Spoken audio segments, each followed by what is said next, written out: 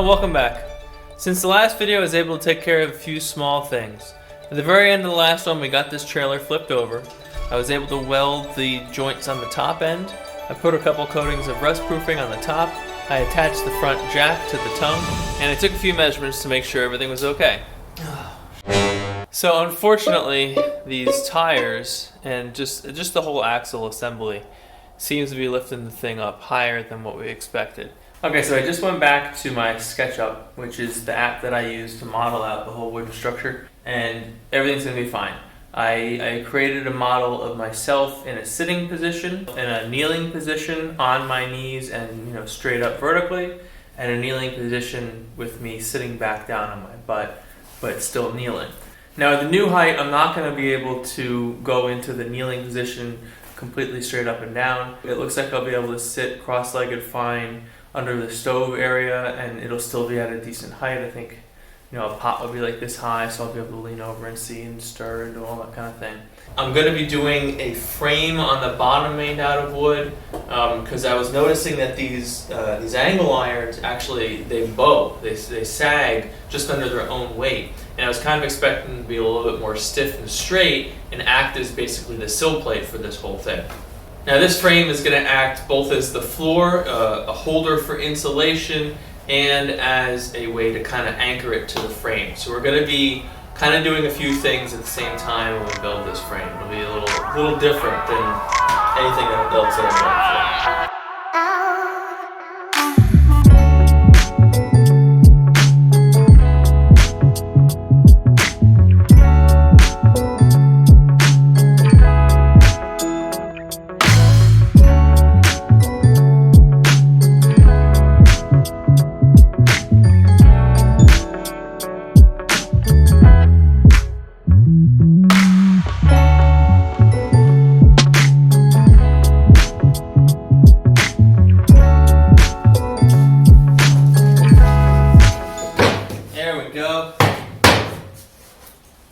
Okay, so now we got this board down across the whole thing. So now I'm going to start dealing with the frame. And I'm going to start off by getting a 1/2-inch piece of plywood, which is going to be the same material we're using for all of our exterior walls. And I'm going to get a 3.5-inch strip to go all the way around.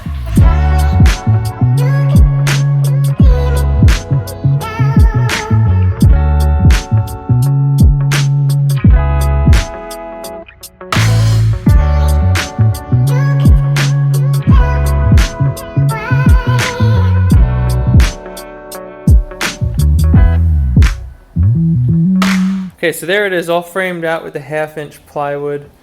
Again, this is just, it's the bottom of like the outside wall basically.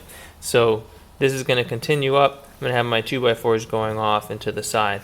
This is just creating that space that is going to be there for the outside wall, so that this distance between here and the 2x4 is correct. And when I nail through this, I'm able to nail through this. I'm going to cut this 103 1/4, which is going to be a little bit long, I suspect.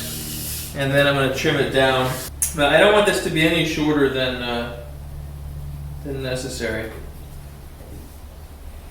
I'm going to make sure I get a nice tight fit.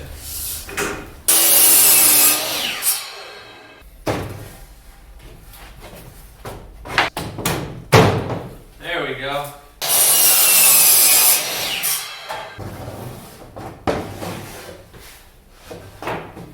Alright, so we got our two boards cut, and clearly they fit really well. We're now going to take them out and mark them together so that we know where our joists go. So this is called a speed square. So the way it works is you take a measurement of where you want a line to be. You put it here, and then you take your speed square, which rests right up against the wood, and you draw the line straight across, and it gets both boards at the same time.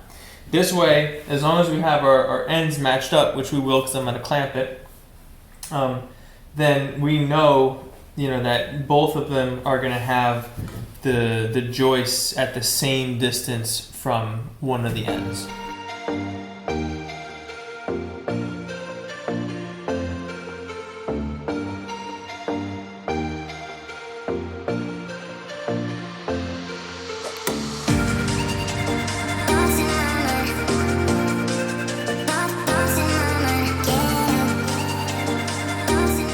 Alright, so now these are all marked up, so let's get them back on the trailer and we'll take some measurements for the joist.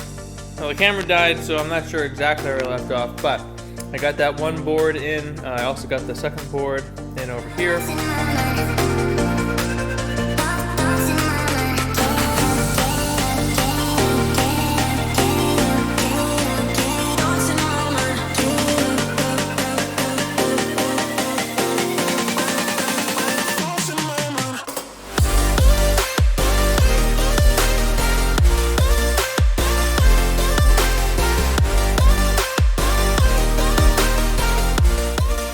Alright, so this is the floor. This is what's going to be supporting our body weight, our bed, anything else we feel like putting in there that's not being supported by the walls, like the sink and whatnot.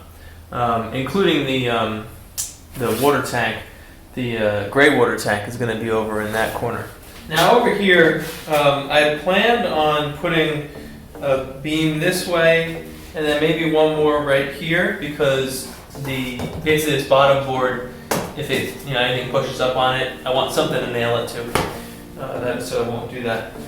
And over here, because we're gonna have a gray water tank over here, so I'm gonna get those measured up and cut real fast, and then I can just attach them to these two beams.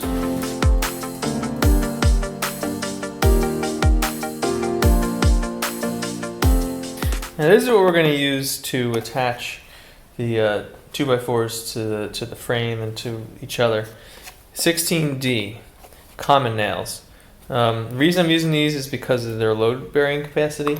Each nail has 120 pounds of shear strength, and when it's put into end grain, like we're going to be doing it here, you take away a third, so about 80 pounds. So that means that each one of these sides is going to have 160 pounds of force that it can resist going down, not including any other, spreading of weight or whatever that's happening because of the floorboards or because of the subfloor. That's what it's called, because of the subfloor. But there's nothing directly under here. The frame's not under here or anything like that. It's just this very thin piece of wood. So we're not getting any support structurally wise from that. So we're sitting directly on these frames, which are only being attached to anything else by the nails that are going to be going through this. We want to make sure we get some good nails going through there.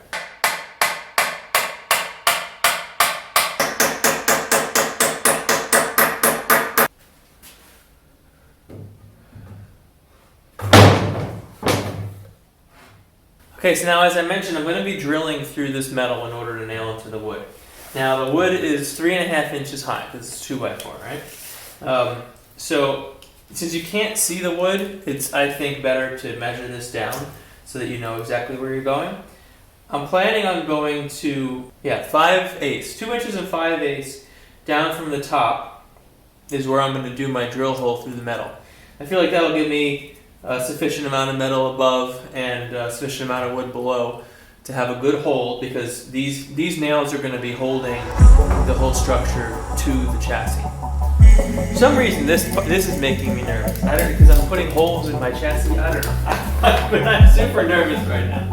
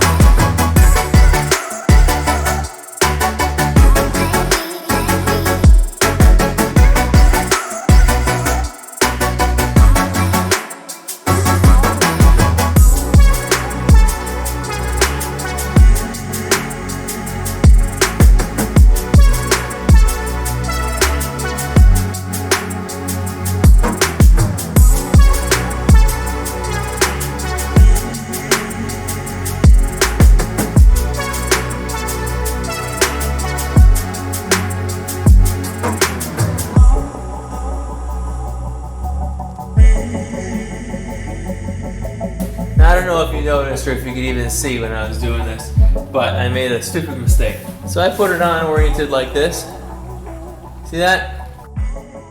This little curvy surface here is supposed to go into the tire, and that helps with grip. So it kind of gets inside the indent. And I put them all on backwards. Gotta fix that.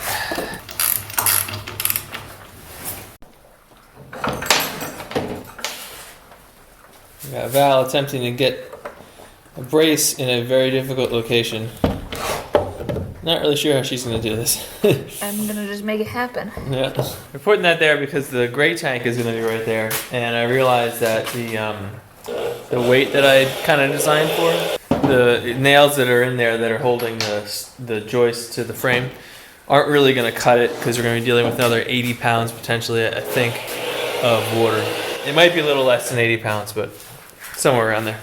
Okay, so now the base is totally on. It's time to start working on the front posts. So I'm going to start working on the posts that go up here that make up the front wall, and they're going to be about 3 feet 11 1/16 inch. It's basically 4 feet.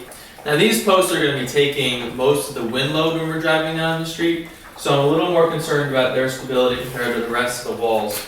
So in order to attach these posts to the trailer, we're going to be using these 2x4 mounts, and this is going to allow us to get some more basically nails and whatnot into the posts so that it's stronger. When you're dealing with the wind that can lift and do all sorts of different forces on it, I'm pretty sure that this is stronger. I read a bunch of bad things about using toe nailing, which is where you come in at an angle and either with a nail or a screw or whatnot. So we're using this to kind of strengthen this front area.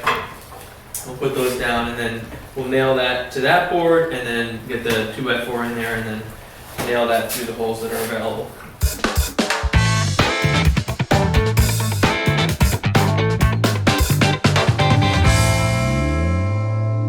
Since this is going to be an angled roof, we want to get a slight angle on the top pieces of these studs.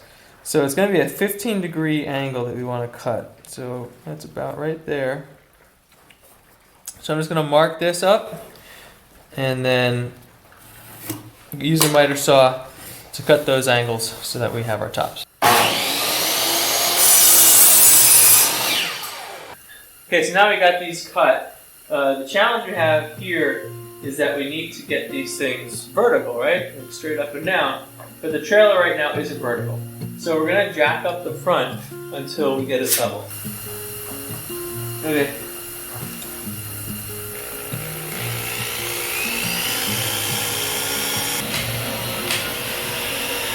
Well, we got these up. Now we can kind of get a sense of how big this thing is going to be and what is it really sitting in. Okay, so the next thing we're going to tackle is this wall right here. Now this wall is only going to go back to, so it's going to come back to this point right here, which means that this is going to be the size of our cooking area, and this will be our bed space. It's nice when you finally have this built and visualized.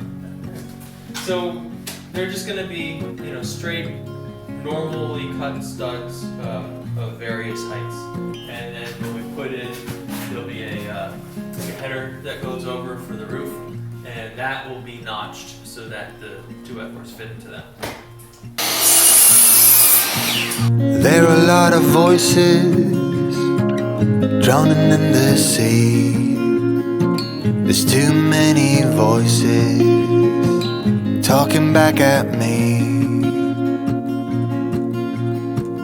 There are a lot of choices waiting to be made.